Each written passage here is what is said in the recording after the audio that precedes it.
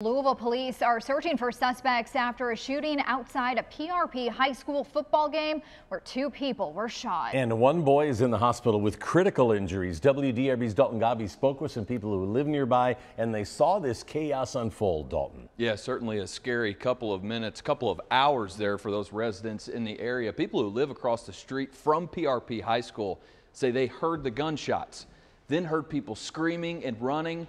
They watched on as police flocked to that scene.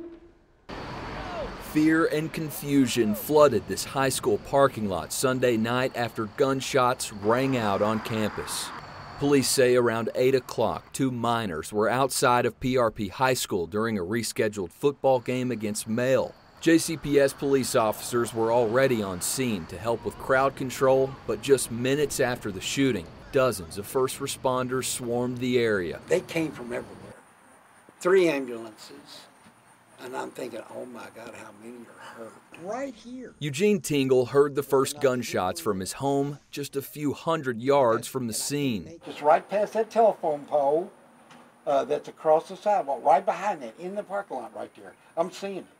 Through the dark of night, Tingle says he didn't just hear the gunshots, he saw them too. I'm watching it all happening right there. But it's so dark, all I can see is the muzzle flashes. And it goes on for like 30 seconds. The chaos forced the game to end early with just 2 minutes left on the clock as players, coaches, fans, students, and parents scrambled for safety. Police say they found 1 boy at the scene who had been shot multiple times. He was taken to U of L Hospital and is battling critical injuries. Another person showed up to Mary and Elizabeth Hospital shot. That victim is expected to be okay. But unbelievable that only 2 people were injured. It's just unreal to me. Police believe suspects fled through the residential area near the high school. They're asking people who live nearby to review their home surveillance systems for any possible footage. Many of those people can't believe this happened here. Never, ever. First time ever. And they're hoping it's the last. I mean, you know, this has got to stop. JCPS says many fans hid under the stands and players were escorted to the locker rooms. The game was suspended and people were ordered to leave the area once it was secured by LMPD. If you have any information about the shooting, police want you to call their tip line.